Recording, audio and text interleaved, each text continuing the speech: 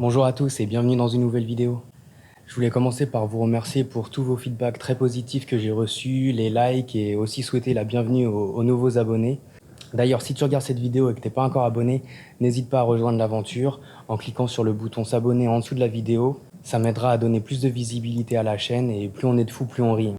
Aujourd'hui, je me trouve à Xiamen. C'est une ville portuaire dans la province de Fujian, dans le sud-est de la Chine.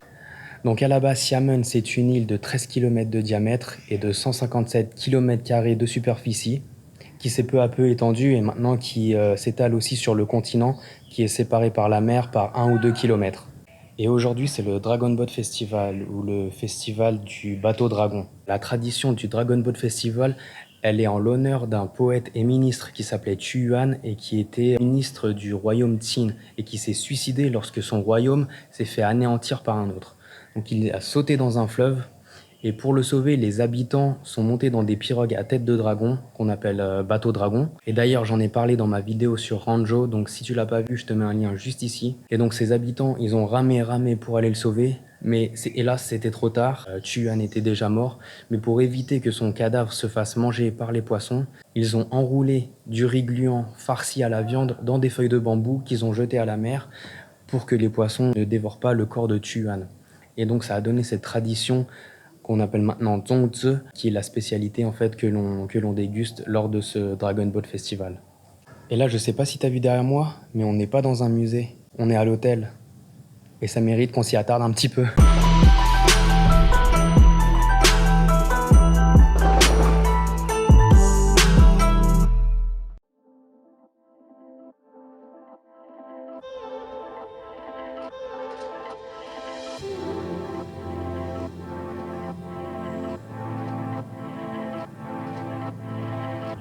En fait, c'est assez incroyable, mais cet hôtel, c'est un ancien palais de la dynastie Qing.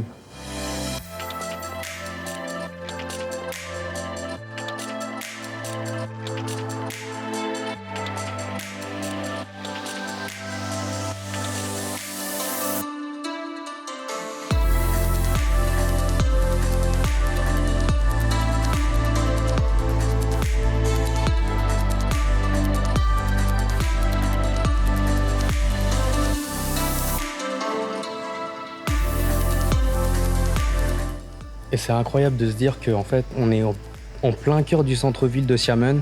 On a la rue commerciale qui est juste derrière ces bâtiments. Déjà, voilà la porte de l'hôtel. Est-ce que tu as déjà une porte d'hôtel qui ressemble à ça?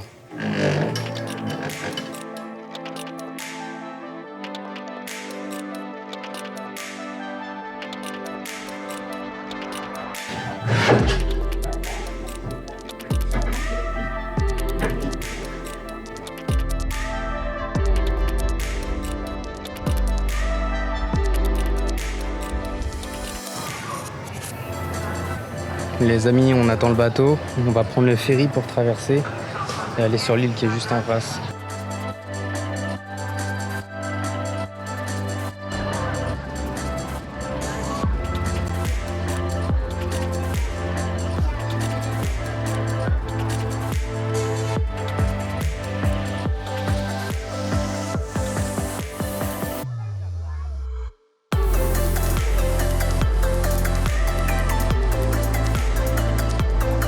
On est sur l'île Gulangyu, on vient d'arriver. C'est une toute petite île d'1 km². Et en 1842, avec le traité de Nankin, c'est devenu pavillon européen en fait. Et c'est pour ça qu'on trouve plein de bâtiments coloniaux.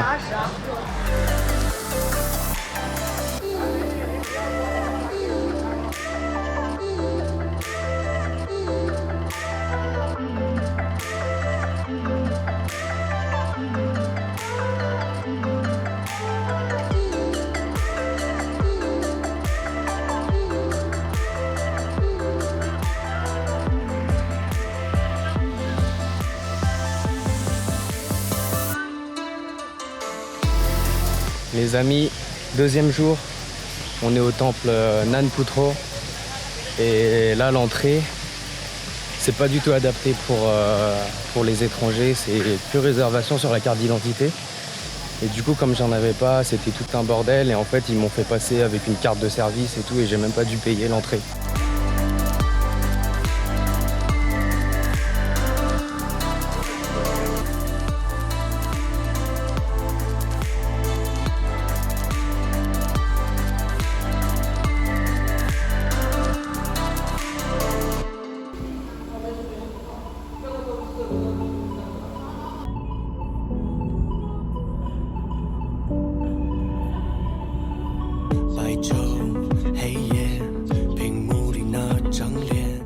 Les amis, on approche du lieu final, j'ai hâte de vous montrer ça.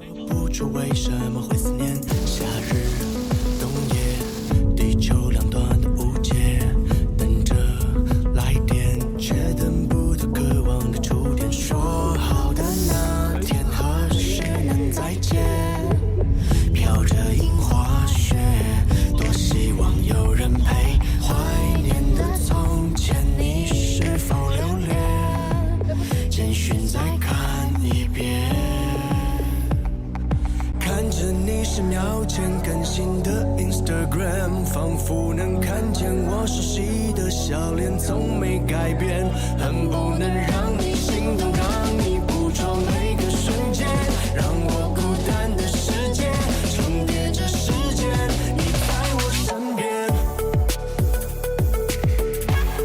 I miss you so bad, I miss you so bad.Miss you so bad.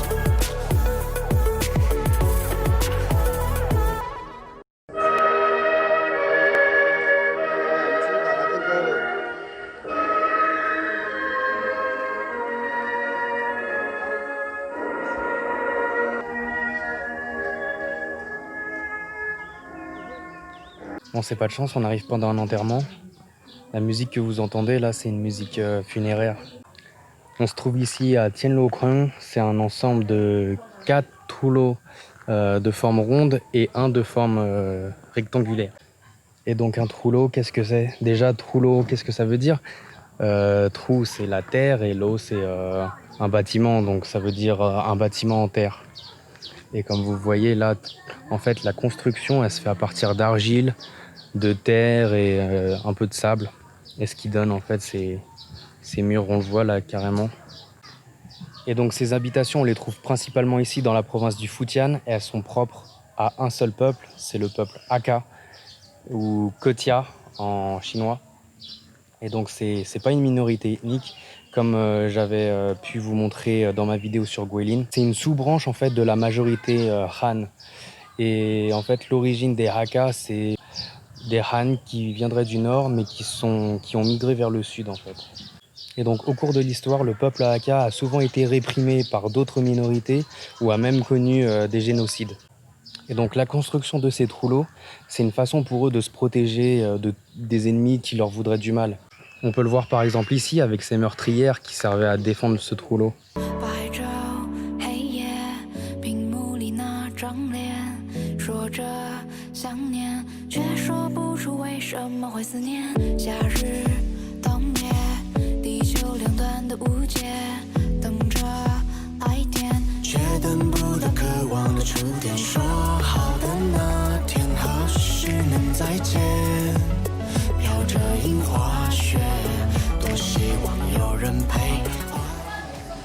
Et nous voilà à l'intérieur du trou-lot. Du coup, vous voyez, c'est sur plusieurs étages. Généralement 3 étages. Et les pièces du bas, c'est plus des petites boutiques, des restaurants. Et le premier et deuxième étage, c'est les pièces de vie.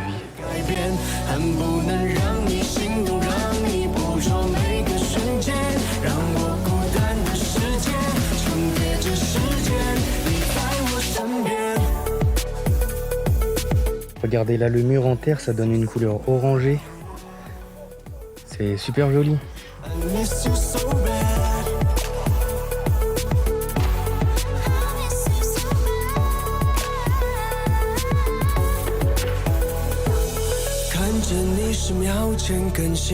Instagram 仿佛能看见我熟悉的笑脸，从没改变，恨不能让你心动，让你捕捉每个瞬间，让我孤单的世界重叠着时间，你在我身边。Là, on est dans un trou-lot de forme ovale. Donc, il y a toutes les formes. Là, on a fait toutes les formes. Rond, le plus populaire, rectangle et ovale.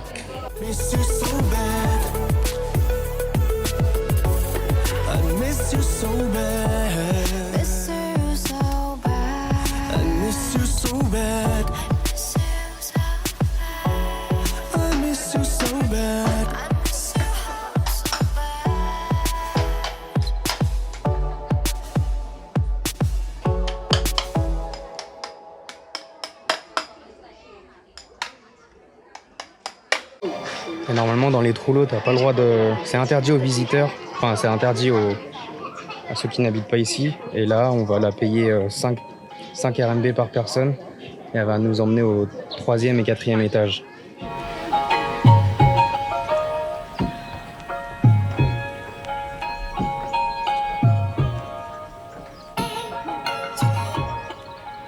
Donc comme je le disais, normalement c'est interdit de monter dans les étages des trous. C'est vraiment réservé aux habitants et toute personne extérieure en fait c'est interdit. Mais là en payant un tout petit peu, 5 RMB par personne, donc c'est quoi, c'est même pas 1 euro, tu peux accéder jusqu'au 4e étage, donc c'est vraiment cool. Et là en tout il y a 5 étages, donc le 5e étage reste interdit, mais quand même pas de quoi faire.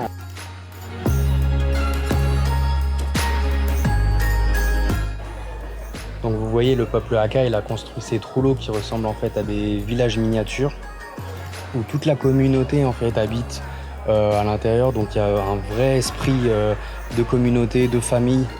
Et il y a aussi cette idée de se défendre en fait contre les ennemis, contre d'autres minorités qui voudraient s'introduire. Donc c'est pour ça que dans les trous il y a une grande porte d'entrée, et sinon il n'y a pas d'autre issue. Et toutes les fenêtres qui donnent sur l'extérieur peuvent servir de meurtrières. Et donc toutes les pièces en fait sont communicantes. Donc c'est pour ça que ça ressemble à un énorme dortoir, parce que il n'y a pas de porte sur l'extérieur et tout passe par l'intérieur. Donc tout est mis comme ça en commun. Donc on dirait des énormes dortoirs, mais en fait c'est des pièces qui sont communicantes. Et donc ce trou s'appelle Yuchang Trou, et c'est l'un des plus grands et l'un des plus connus. C'est aussi l'un des plus vieux. Il a été construit en 1308 et il est connu. Pourquoi? Il a une spécificité. Regardez les piliers, ils sont tous un peu penchés. Et donc il a aussi ce surnom de Trou penché, parce que tous les piliers sont penchés et les plus penchés penchent à 15 degrés.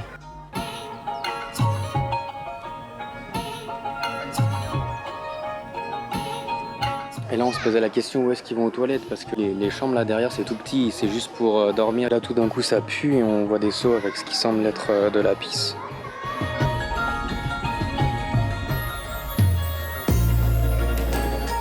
Les amis, on vient d'arriver à l'hôtel, c'est un trou de forme rectangulaire. Je vais vous filmer ça avant qu'il fasse nuit parce que ça vaut le détour.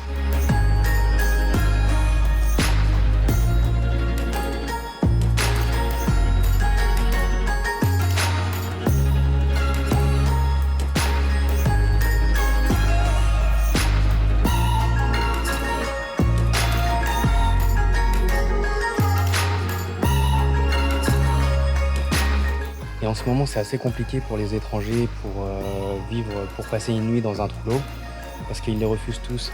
On vient de se faire refuser un trou juste avant, mais bon, je me suis rabattu sur celui-là.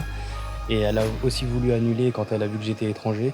Mais quand je lui ai parlé chinois et quand je l'ai rassuré en lui disant que j'étais pas allé récemment à Pékin, dans le Heilongjiang et à Tilin, les zones à risque en ce moment, elle a dit ok, si tu passes tous les contrôles, si tout est ok, c'est bon, vous pouvez venir. Et donc tout s'est passé sans embûche, hein. Donc on a la chance là d'être dans un trou pour cette nuit. Et c'est vraiment cool parce que là pour le coup c'est pas du tout un endroit touristique, c'est vraiment reculé.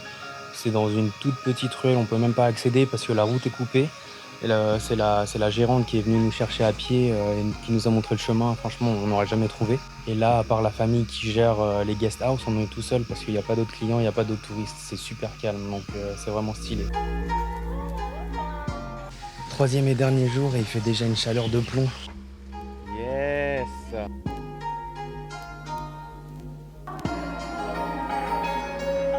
Dernier endroit, on vient d'arriver à Yunshueya. Et on va voir, il y a des trous, il y a d'autres trucs à voir. L'entrée était un peu compliquée, ils ont dit... ils n'ont pas voulu d'étrangers, ils ont fait mais comment ça se fait que t'as pu rentrer avant et tout. On n'accepte pas les étrangers.